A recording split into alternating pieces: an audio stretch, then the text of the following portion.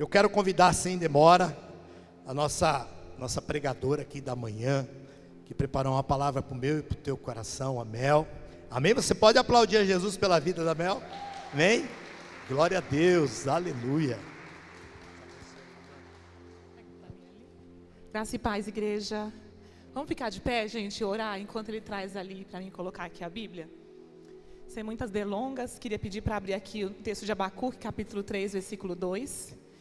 Vamos combinar uma coisa com a mídia, gente. A mídia daqui é uma bênção. Tira a foto agora enquanto eu estou bem bonitinha, assim, não estou descabelada, não dei uma volta, né, não profetizei. Porque a mídia coloca umas fotos, a gente assim, ó, com as caras. Aí eu falo, gente, quem é essa? Misericórdia. Cadê a mídia? A gente tira uma foto bonitinha agora, vamos lá. Isso, bem comportada. Agora deu. Vamos orar, gente? Coloca para mim o texto de Abacuque, capítulo 3, fica de pé aí vocês. Tá calor, mas está tudo bem. Vamos profetizar que Deus vai levantar mantenedores para essa casa, para a gente abençoar com ar-condicionado em nome de Jesus. Eu quero ser a primeira, que Deus me abençoe e me prospere, para a gente abençoar essa casa com ar-condicionado. Quem quer ser próspero aí para abençoar essa casa? Levanta as duas mãos, o pé e tudo, amém? Capítulo 2, deixa eu ver se é isso, não é isso não, peraí. Abacuque, peraí gente, que eu estou confusa aqui com tanto papel. Vamos lá. Capítulo 3, versículo 2. É isso, Senhor, eu ouvi falar. Peraí, vamos lá. Deixa eu só abrir minha Bíblia, porque minha Bíblia é uma bênção. Peraí. 1075. Só um minutinho, gente, que eu estou com a Bíblia aqui. Pronto, agora vai. 1075.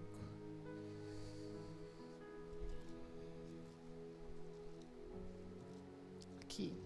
Perdão, capítulo 3, versículo 2. Só mudou a ordem. É isso mesmo, né? Vamos ler então. Vamos ler todo ele então. Gente, a palavra de Deus diz em Abacuque capítulo 2, versículo 3. Eu vou ler com vocês aqui, ó. Senhor, ouvi falar da tua fama, tremo diante dos teus atos, Senhor. Realiza de novo na nossa época as mesmas obras e faz que sejam conhecidas no nosso tempo. Na tua ira, lembra-te da misericórdia. Por isso que eu não estava achando, está com a interpretação diferente. A palavra de Deus em Abacuque, capítulo 2, versículo 3, vai dizer assim: aviva, Senhor, a tua obra, na tradução original do grego, e no meio dos dias, no meio dos anos, a torna conhecida. Coloca a mão no teu coração. Vamos orar.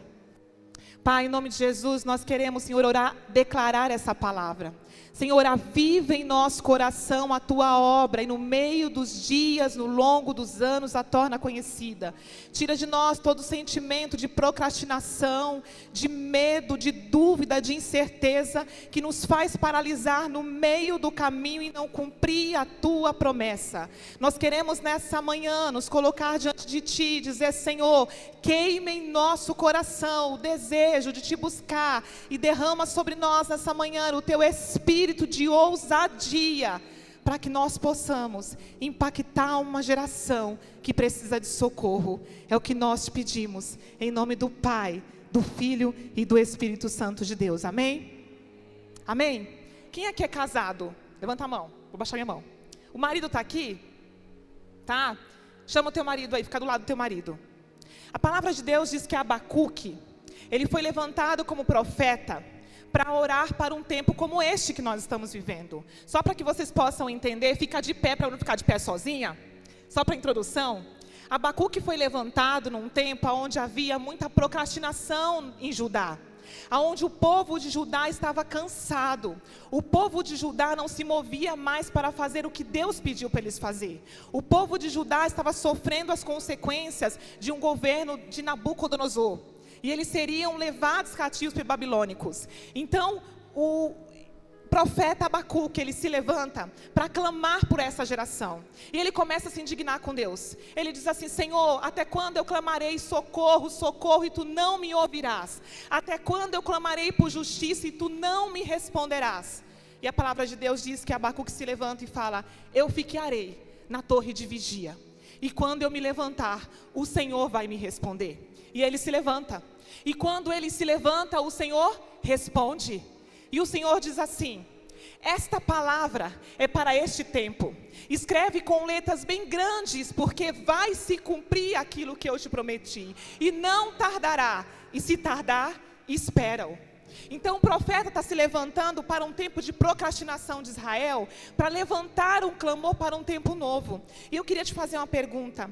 Qual é a área que você precisa pedir o avivamento do Senhor nessa manhã? Talvez você vai dizer, a palavra no original avivamento significa trazer de volta a vida. Tirar do lugar de morte e trazer para algo novo. Significa tirar da procrastinação e trazer luz para aquilo que estava em trevas. Talvez você está aqui dizendo, eu preciso que na minha área financeira eu receba o avivamento do Senhor.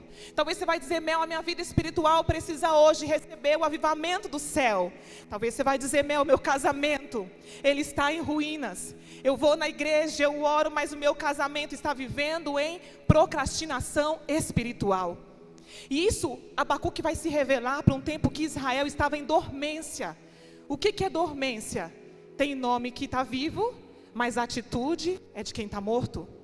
E o Senhor quer levantar uma igreja nessa manhã que não tem só o nome de que está vivo, mas que vive e que o Espírito Santo move as suas ações. E eu queria te convidar, você que está com seu marido, você vai pegar na mão dele.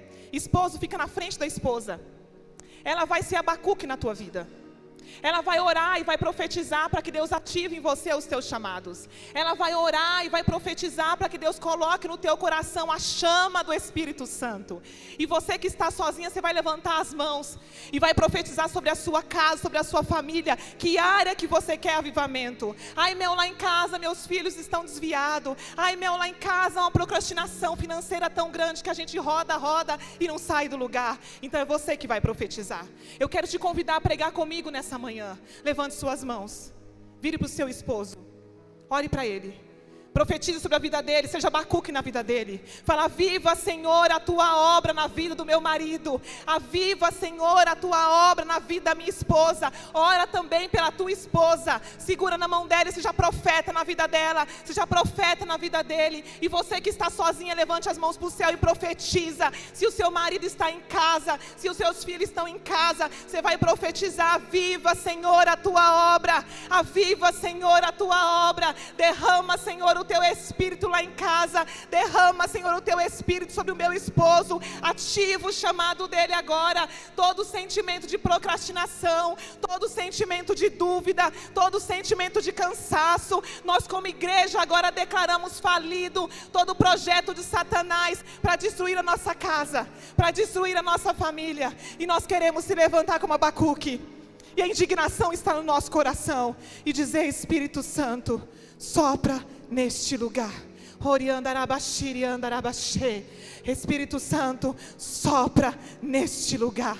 Sopra na minha mente, sopra no meu coração, sopra na vida dos meus filhos, sopra, vai falando para Deus soprar na tua casa. É você quem vai profetizar, porque o Senhor te chamou para ser profeta dentro da sua casa. Aleluia, aleluia. Aplauda ao Senhor em nome de Jesus.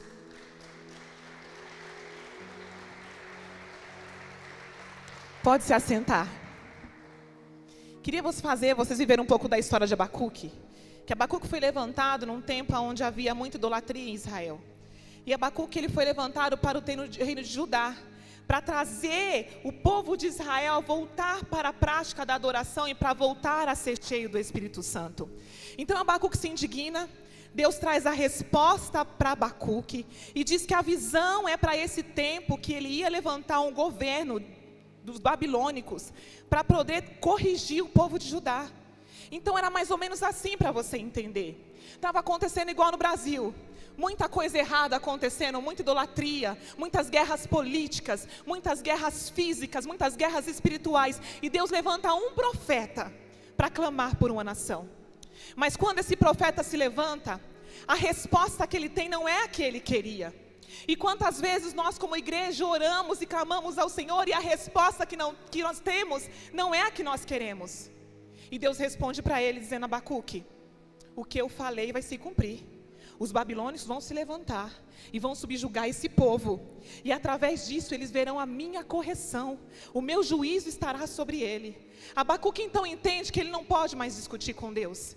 Então Abacuque vai fazer uma oração que está lá no cântico de Abacuque.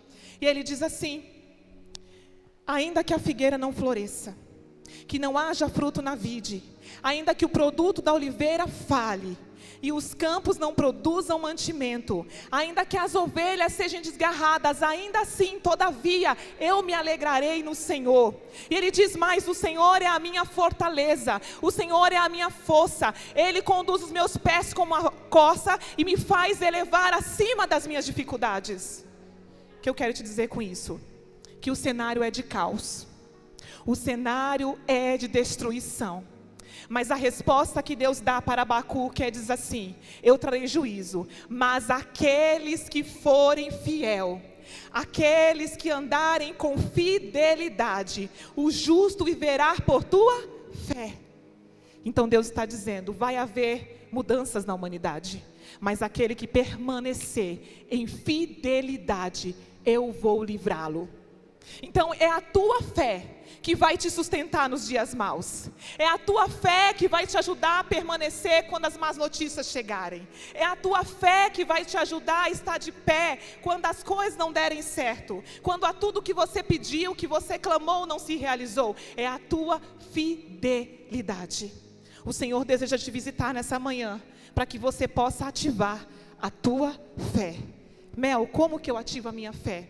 O Senhor quer derramar sobre a igreja a unção do Espírito Santo, para que todos aqueles que forem cheios do Espírito Santo possam aprender a lidar com dias maus, entendendo que você não é daqui, que você está aqui, mas você não pertence a este mundo, que você é de lá, e que para lá você vai retornar, mas que enquanto você estiver aqui, você precisa agir com fidelidade. O justo viverá pela fé. E muitas vezes o profeta vai clamar e dizer: Senhor, no meio dos anos, aviva a tua obra. Aviva, Senhor, no meio dos anos, para que ela se torne conhecida. Quando eu preparava essa palavra, o Senhor disse para mim assim: é no meio que a gente desanima. É no meio que você começa muito bem, mas no meio você para. Até no casamento você entra empolgado, mas no meio você se cansa e abandona o casamento. É no meio, você está empolgado pelo filho nasceu, pela criação do filho, mas é no meio que a rebeldia entra e você desanima. Você começa uma faculdade empolgado, mas no meio você não consegue concluir.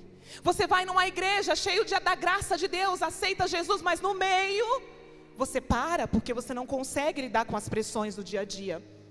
Você tem um chamado específico e você se sente feliz com esse chamado, mas no meio você para, porque você não suporta as pressões do teu chamado. E Deus está mandando te dizer nessa manhã, em Provérbios diz que não importa o começo nem o meio das coisas, mas o que importa é o fim delas. E o seu começo pode ter sido trágico, o seu começo pode ter sido ruim, mas eu quero te dizer que o seu fim será milagroso, que o seu meio será construído pelo poder do Espírito Santo. Não importa como começou, o que importa é como vai terminar. Coloca a mão no teu coração. Qual foi o projeto que você largou no meio? Qual foi o projeto que no meio você abandonou? Qual foi o propósito que Deus colocou no seu coração e por causa de má notícias, por causa de desgaste emocional, por causa de tanta pressão, que você deixou para trás e você disse: não é mais para mim? É no meio que a gente se cansa. E o Senhor quer te visitar neste meio, aonde você diz não tem mais jeito, aonde você diz já é tarde, aonde você diz não preciso, não posso estudar mais. O Senhor quer te visitar neste meio e te fazer entender que as mãos do Senhor vai te arrancar do meio e te fazer entender o propósito dele na sua vida. Abre os seus olhos. Talvez você vai falar assim: Mel, eu queria tanto fazer uma faculdade, eu abandonei no meio e agora já estou velha. Talvez eu queria tanto, o tempo está passando, eu não casei, e no meio eu desanimei, e eu não acredito mais. E a palavra de Deus diz que o justo viverá por sua fé. É pela fé que você vai se levantar, é pela fé que você vai profetizar. E trazendo aqui para os dias de Jesus, eu queria que você abrisse em Lucas capítulo 24, versículo 13, pode pôr aqui para mim se você conseguir. Lucas 24, capítulo 13. Versículo 13 ao 16. Então o Senhor quer tirar uma igreja de uma dormência espiritual. Aí você vai dizer, Mel, mas pode alguém estar dentro da igreja e viver dormência espiritual? Pode. Pode você estar cantando, você está louvando, você vindo no culto todos os domingos e você está vivendo uma dormência espiritual. Mel, pode eu caminhar com Jesus e não crer no que Ele pode fazer? Pode. Em Lucas capítulo 24, versículo 13, vai contar a história. Eles não conseguiram colocar ainda, não sei se eles ouviram. Lucas 24, capítulo 13. Vai contar a história dos discípulos que vão para Emaús. Então é possível ouvir Jesus pregar, ouvir Jesus curar, ouvir Jesus fazer milagre, ver Jesus fazer milagre e você se afastar da promessa. Imagina que para nós hoje é muito mais fácil se afastar da promessa, porque eu não vi Jesus caminhar. Eu não vi Jesus curar. Hoje eu sou testemunha desse evangelho. Mas imagina naquela época, os discípulos se afastaram e foram para Emaús, porque a pressão do governo, a pressão psicológica, a pressão da notícia da morte de Jesus foi tão intensa que eles não conseguiram permanecer. Porque a pressão, ela vai te fazer sair do propósito. Quando você estiver pressionado pelas más notícias, pelas circunstâncias, lembre-se que existe uma promessa. É impossível extrair o azeite, o óleo do azeite, se não espremer a azeitona. É impossível sentir o aroma das flores se ela não for esmagada. E Cristo nos ensina que nós também seremos esmagados, mas Ele nos garante vitória, porque Ele disse, eu venci o mundo. Então é possível estar na igreja, é possível cantar, é possível pregar e não acreditar na promessa. Então os discípulos no caminho de Emaús, vai dizer assim o texto, eu vou ler por essa tradução porque a minha está diferente. Naquele mesmo dia, 2 deles estavam indo para um povoado chamado Emaús. Naquele mesmo dia. Mel, que dia é esse? Era o dia da morte de Jesus. Era domingo. Era o dia que deveria haver a ressurreição. E eu quero explicar texto por texto. A 70 estágios de Jerusalém, pode passar. No caminho, conversavam a respeito de tudo o que havia acontecido. Pode passar. Enquanto conversavam e discutiam, o próprio Jesus se aproximou e começou a caminhar com ele. Havia um cenário, anúncio da morte de Jesus. Imagina esses 2 discípulos dizendo, não vou mais para Jerusalém. Havia uma promessa, Deus disse para os discípulos, não vos ausenteis de Jerusalém, até que do alto sejais revestido de poder. O que eles fazem? Diante da pressão psicológica do anúncio da morte de Jesus, eles saem do lugar da promessa, eles saem de Jerusalém, eles saem do lugar de paz e eles vão para uma cidade chamada Emaús. E aqui o Senhor já começa a falar conosco, não saia do lugar que Deus te colocou, não saia do lugar de paz por causa de pressão das circunstâncias, porque o Senhor caminha contigo no meio dessa pressão. Ele esquece da promessa. E o texto diz que eles estavam tristes, e a tristeza, ela vai te tirar do lugar da promessa. A tristeza vai te cegar. Se você não colocar sua tristeza no colo de Jesus, ela vai te paralisar. Eles estavam caminhando, e o texto diz que eles estavam indignados, conversando entre si. Jesus havia morrido. O cenário era de dor, o cenário era de morte, o cenário era de luto, o cenário era de falta de esperança, porque eles não estavam conseguindo enxergar que havia sobre eles uma promessa. E eles vão para Emaús, voltar para as velhas práticas, voltar para as suas vidas normais. Quantas vezes nós largamos o propósito, quantas vezes nós largamos a promessa, para cuidar daquilo que o Senhor não mandou a gente cuidar. Quantas vezes saímos de lugares que não era para ter saído, sem ouvir a voz do Senhor. Mas Jesus, Ele tem um encontro com eles. A palavra de Deus em Êxodo diz assim, Deus se apresenta para Moisés e diz assim, eis que eu desci, aleluia, para fazer vocês subir para uma terra que emana leite e mel. Você pode imaginar um Deus que desce da sua santidade, que desce da sua glória, para te encontrar no meio da sua rota que está errada, para te fazer subir? Você consegue imaginar isso? Você andando por uma rota que Deus não mandou você andar. mas a misericórdia dele te alcança, e ele desce do trono dele para alcançar você na tua rota e para recalcular a tua rota. Quem aqui usa GPS? Quando você erra a rota, o que ele faz? Recalcula. Você pode até errar a tua rota, mas hoje eu quero declarar que Deus está recalculando toda a sua rota. Você pode ter errado na rota do trabalho, mas eu quero declarar que Deus está recalculando a tua rota. Você pode ter errado no seu casamento lá no começo, mas eu quero declarar que Ele vai recalcular a sua rota. Ele recalcula. Ele desce para te fazer subir. Ele não desce para você comprar carro. É muito bom ter carro. Ele não desce para você comprar casa. É muito bom ter uma casa bonita. Ele não desce para te dar fama, mas Ele desce para te fazer subir. É para lá que você tem que ir. É para Nova Jerusalém que você precisa visualizar. E não é possível viver nessa terra sem estar cheios do Espírito Santo de Deus. O que faz eu entender que eu vou subir, independente das pressões que eu passar, é o quão cheio do Espírito Santo eu vou estar aqui. Quando chegar lá, eu não preciso mais estar cheio do Espírito Santo, porque vou ter contato direto com o meu Pai, que Ele é o próprio Espírito Santo dentro de mim. Então, Ele encontra com esses dois, que estão indignados pelos acontecimentos de Jerusalém. Morte, destruição. Mas o texto diz que naquele mesmo dia, Jesus vai encontrar com eles. Imagina Jesus encontrando com 2 discípulos que mudaram a rota. E Jesus começa a pregar para eles. Será que vocês não se lembram dos feitos passados? Será que você não se lembra do que Moisés havia dito, que viria, o Messias ele viria? E o texto diz que eles não reconheceram Jesus, porque eles estavam com os olhos vendados.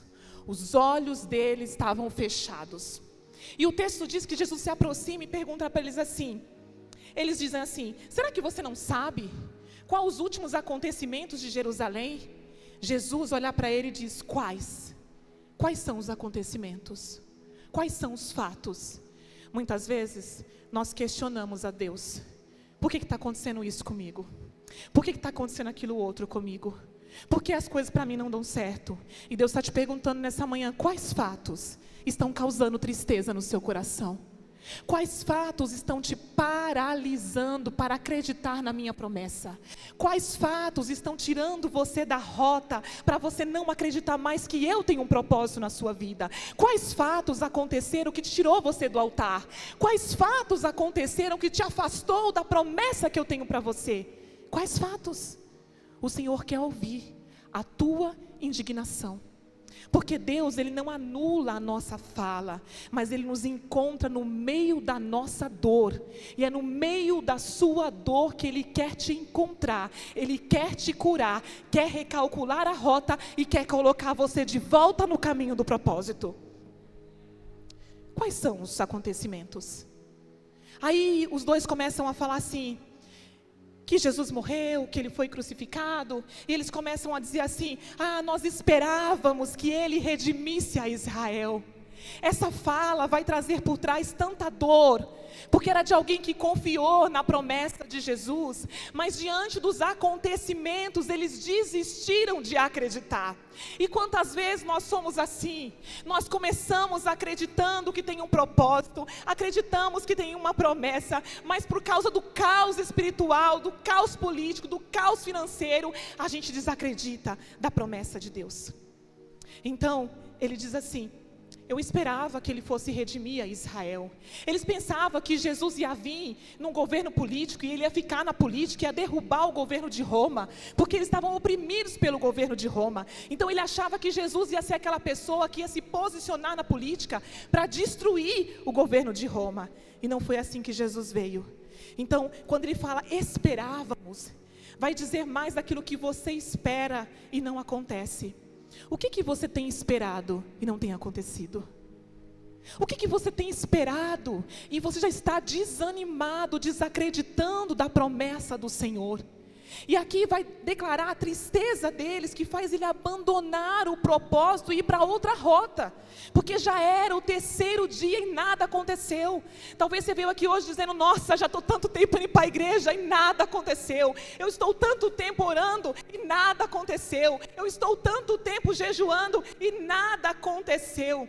Mas no livro de Isaías, capítulo 43, versículo 18 e 19, vai dizer assim: eis que eu faço uma coisa nova. Não vos lembrei das coisas passadas e nem considereis as antigas, porque eu faço uma coisa nova. Eu envio o Espírito, eu envio a luz para trazer um novo tempo. É Deus dizendo para Israel: não se preocupa com o que está acontecendo, porque eu sou o Deus que faço uma coisa nova.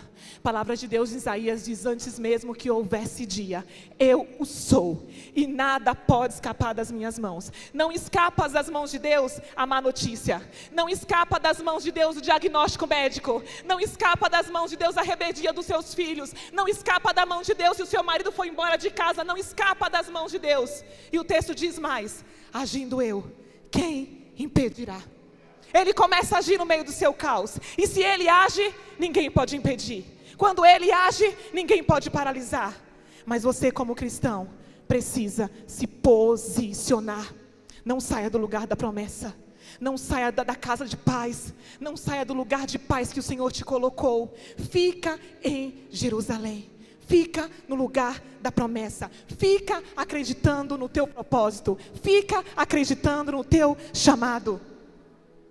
Os discípulos estão desanimados, porque eles estão presos na sexta-feira da paixão.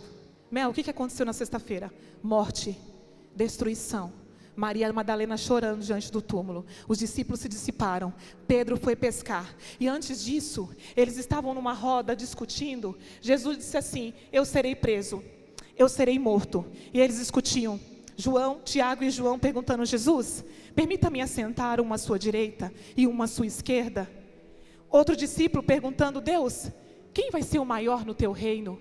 Jesus anunciando a morte deles, estavam preocupados com as coisas terrenas. Eu quero te dizer, igreja, não se preocupe com as coisas terrenas. Nós temos que cuidar, temos que zelar, temos que administrar. Mas aquilo que eu não posso fazer, eu coloco na mão do grande eu sou, e Ele resolve. Tira as preocupações das coisas terrenas.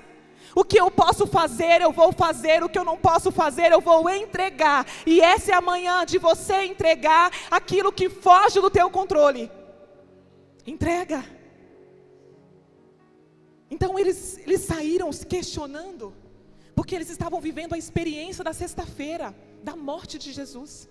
Sexta-feira é lugar de luto, de dor. Por isso Deus está dizendo: abandone as coisas passadas e viva a ressurreição do domingo. Ele quer tirar a mentalidade desses dois discípulos do passado e transportar a mente dele para o novo, para a promessa, para aquilo que ele tinha para eles. E para viver o novo de Deus, você precisa abandonar as coisas velhas. Eis que as coisas velhas se passaram, eis que tudo se fez novo. Mel, você não sabe como era meu marido, nem quero saber, mas eis que tudo se fez novo. Mel, você não sabe como era o meu trabalho, nem quero saber, porque a palavra diz que eis que tudo se fez novo. E você precisa acreditar que o novo de Deus vai chegar na sua vida. Qual que é a condição para o novo de Deus chegar na minha vida? Esteja no lugar, na posição de obediência.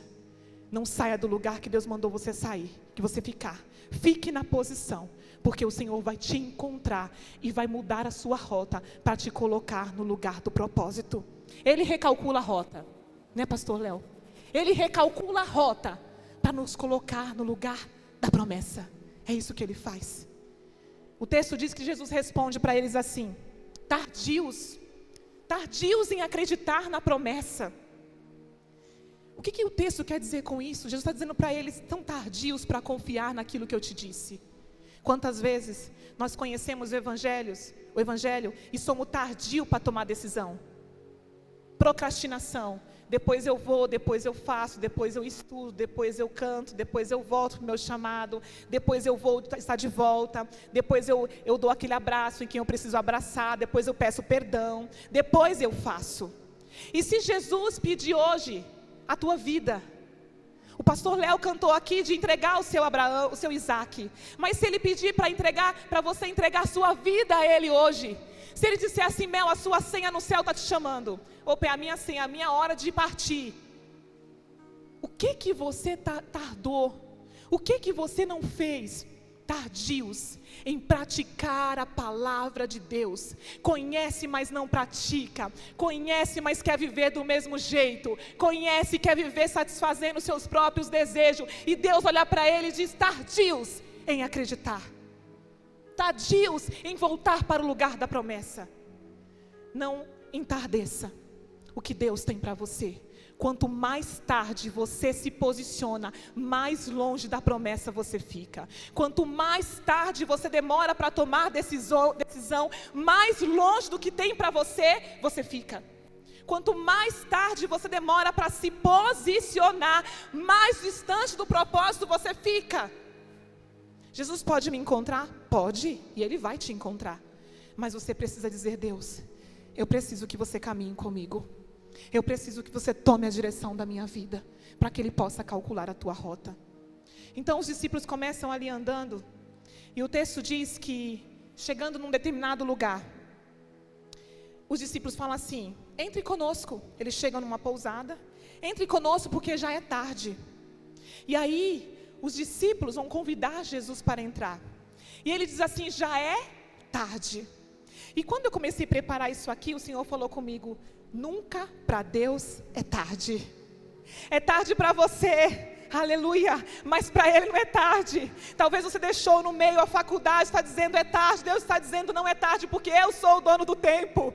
Não é tarde. É tarde para você que é terreno, mas para Ele que é celestial, está no tempo exato.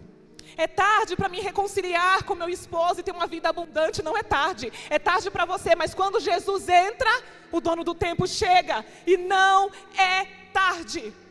Talvez o médico te dê um diagnóstico e você está dizendo assim, é tarde para me engravidar. Deus está dizendo, quando Ele entra, não é tarde, aleluia. Quando Ele entra, não é tarde. Quando Ele entra, Ele muda história. Ele traz algo novo, porque Ele é o dono do tempo. A palavra de Deus diz em Daniel que Ele muda o tempo e as estações. Ele muda o tempo. Por que você está preocupado com o tempo? Porque você diz, eu não posso mais entrar naquela empresa que eu sonhei. Eu não posso mais voltar a dirigir. Eu não posso mais voltar a pregar. Eu não posso mais voltar a louvar. Ele é dono do tempo. O tempo é dele. E ainda não chegou o seu fim. O que você vai fazer até a sua senha chegar?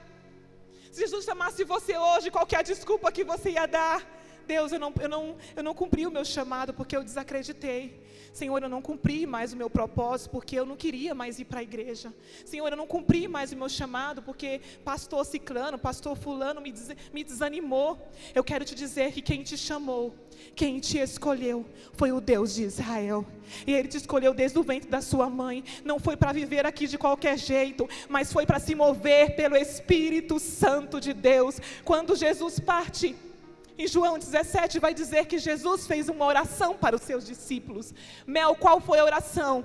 Ele disse assim, Senhor, eu dou a eles, aleluia, a glória que Tu me destes, para que eles pudessem se mover sobre a terra com a glória que Tu me deste. Tem noção que é isso, igreja? Deus entregou a glória dEle para você caminhar sobre a terra. E por que você está andando como escravo no reino? Sai desse lugar de escravidão. O Senhor te convida para carregar a glória dEle. Eu vou carregar no púlpito? Não. Eu vou carregar lá no meu trabalho. Eu vou carregar a glória dEle lá com a minha esposa. Eu vou carregar a glória dEle lá com o meu esposo. Eu vou carregar a glória dEle lá com os meus filhos. Eu vou carregar a glória dEle com aquele patrão que eu tenho tão difícil. É lá que eu vou carregar a glória dEle. A glória que Tu me deste, eu entreguei a eles. Essa é a oração de Jesus para mim e para você. O texto diz que eles começaram a caminhar. E quando Jesus entrou, Ele sentou na mesa. Ele levantou o pão. Ele deu graças. Aleluia. E quando Ele dá graças, os olhos dos discípulos se abriram. Se você quer que os seus olhos se abram, não saia da comunhão. Mel, eu quero ver tanta coisa, Deus não fala comigo, claro. Você saiu da presença. E não é sair da igreja, é sair da presença. Muitas vezes nós estamos na igreja, estamos distante da presença. O Senhor está te convidando a voltar para a presença. E os olhos dele se abriram no mesmo instante. O texto diz que quando ele partiu o pão, no mesmo instante, os seus olhos foram desimpedidos. Levanta suas mãos em nome de Jesus. Você vai declarar que toda cegueira espiritual agora vai ser desimpedida pelo poder da palavra.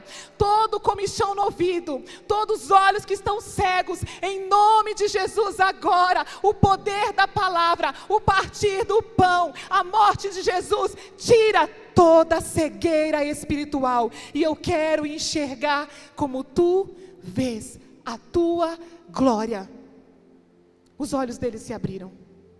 Então vai falar de pessoas que estão há muito tempo na igreja, mas estão cegos, pastor. Muito tempo na igreja vivendo em religiosidade. O Senhor quer tirar toda cegueira espiritual. Coloca as mãos nos seus olhos agora. Qual que é a tua cegueira? Mel, eu não consigo ver a graça de Deus no meu casamento. Mel, eu não consigo ver a graça de Deus na minha vida financeira. Mel, eu não consigo ver a graça de Deus na minha saúde. Eu tenho um diagnóstico, mas o que eu vejo é dor, é decepção, é diagnóstico contrário. O que você está vendo? Deus quer tocar nos seus olhos nessa manhã, para que você possa enxergar o que Ele tem para você. Você vai enxergar exatamente o que Ele tem para você. Não é aquilo que você desenhou, não é aquilo que você acreditou, porque hoje Ele está recalculando a rota e Ele vai te colocar de volta para o lugar da promessa. E a primeira coisa que Ele vai tocar é na sua visão. Abre os olhos. O texto diz que quando os olhos dele se abriram, aleluia, imediatamente eles voltaram para Jerusalém. Mel, por que eu estou assim procrastinado? Por que eu rodo, não saio do lugar? Por que eu não acredito mais na promessa? No mesmo instante que eles ouviram o partir do pão, os olhos deles se abriram e eles voltaram para o lugar da promessa.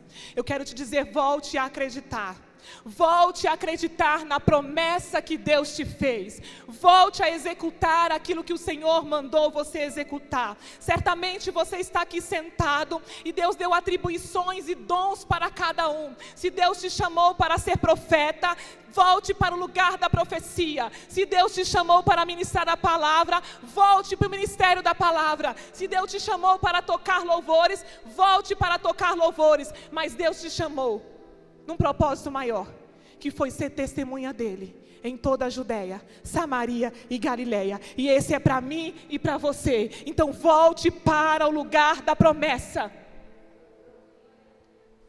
Atos 1, capítulo 8, diz assim: recebereis poder ao descer sobre vós o Espírito Santo, e sereis minha testemunha, tanto em Jerusalém como em toda a Judéia. Recebereis poder. O que você está fazendo com o poder que Deus derramou nas suas mãos? O que você tem feito com o Espírito Santo de Deus que era para atuar dentro de você? Você está murmurando? Você está questionando? Você se ausentou do lugar da promessa por causa de pessoas? O Senhor está te chamando para viver um avivamento dentro de você. O avivamento, segundo Hernanes Dias Lopes, ele vai dizer que o avivamento é aquele que eu abro o meu coração e eu dou espaço para o Espírito Santo atuar. Tira do seu coração as suas vontades, tira do seu coração os seus desejos e dá espaço para o Espírito Santo habitar. Quando você der espaço para o Espírito Santo habitar, você vai conhecer qual é a boa, a perfeita e agradável vontade do Senhor. A boa vontade do Senhor não é a sua. A perfeita vontade do Senhor não é a sua. A vontade sua pode ser agradável, mas a vontade do Senhor é mais agradável ainda. Atos capítulo 2. Vai ficando de pé aí.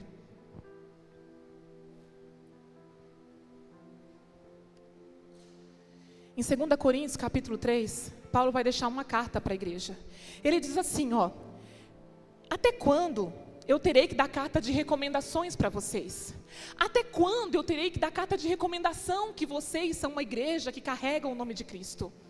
Então, ele vai dizer assim: vós sois a carta de Deus, selada, carimbada pelo Espírito Santo. O que Paulo está dizendo?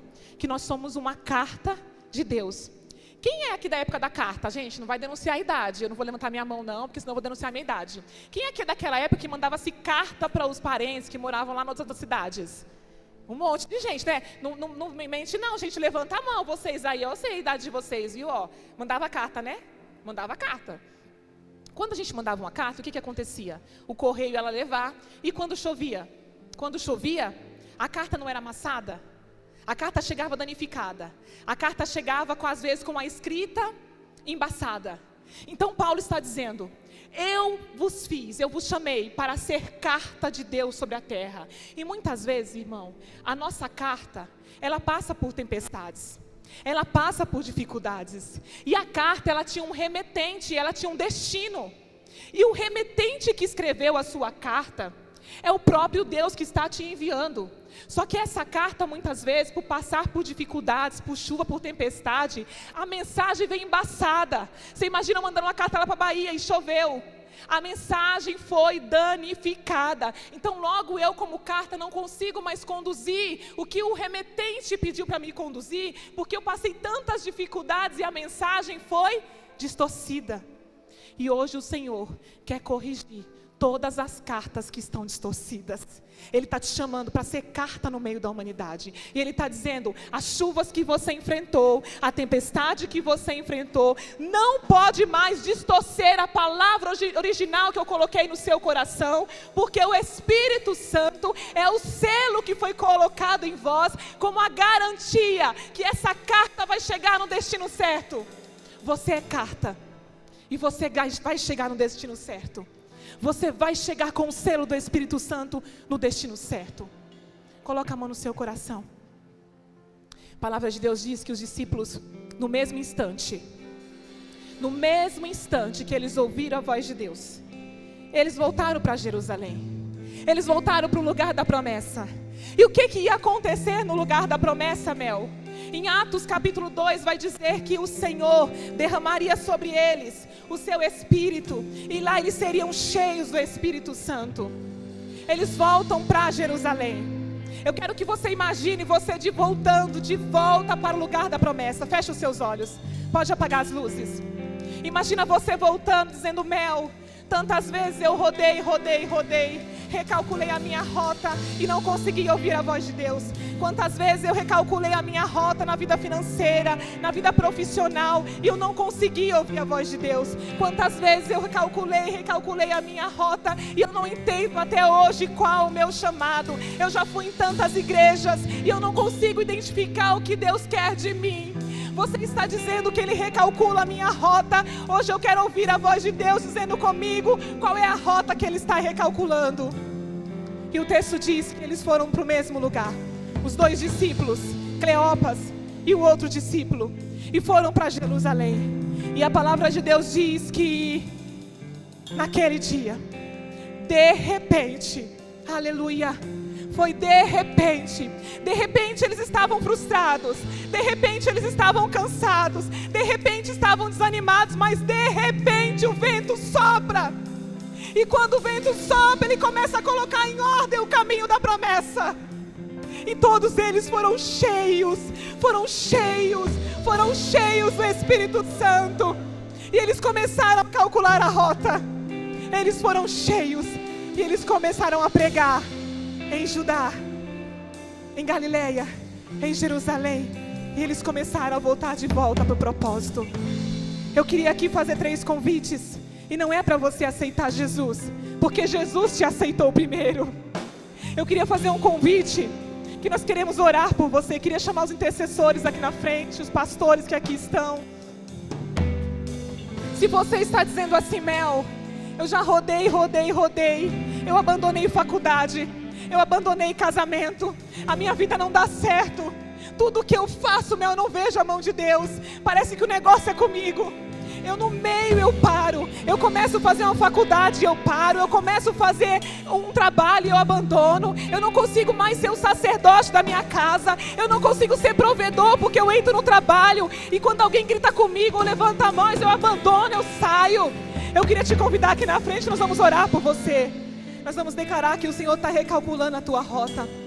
Mel, eu recebi um diagnóstico médico e Deus precisa recalcular a minha rota. Eu preciso receber o poder do alto hoje para que o Senhor possa recalcular a minha rota.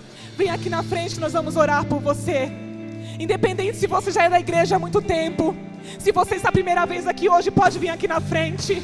As minhas maiores curas, elas brotaram quando eu saía do meu lugar e eu dizia: Deus, eu preciso que o Senhor recalcule a minha rota. Deus, as minhas decisões não são mais, Senhor, as que eu quero, mas as suas decisões. Eu quero que o Senhor recalcule a minha rota. Eu quero que o Senhor mude a minha história. Eu quero que o Senhor mude meu casamento. O segundo convite é para você que diz: Mel, eu estou cansada, eu estou paralisada, eu não consigo mais orar, eu não consigo ler a Bíblia. Antes eu falava em línguas, eu lia a palavra de Deus, mas hoje eu não consigo mais. Eu estou procrastinada. Deus quer te tirar desse lugar de procrastinação. Ele quer visitar agora a sua rota e Ele quer mudar a sua rota. Eu vejo Deus arrancando pessoas, homens de posições que não conseguem arrumar emprego, não conseguem fluir na vida profissional. E Deus está dizendo: hoje eu recalculo a sua rota. Hoje eu recalculo a sua rota. E o terceiro convite, eu quero que você que está aqui hoje, que nunca entregou sua vida para Jesus, você que veio aqui pela primeira vez dizendo: eu preciso de uma resposta de Deus, eu quero que você venha aqui na frente. Nós vamos orar por você. Nós vamos declarar a palavra de Deus sobre você. E vamos dizer: hoje o céu vai recalcular a sua rota. Aleluia, aleluia. Em nome de Jesus, Senhor. Aleluia.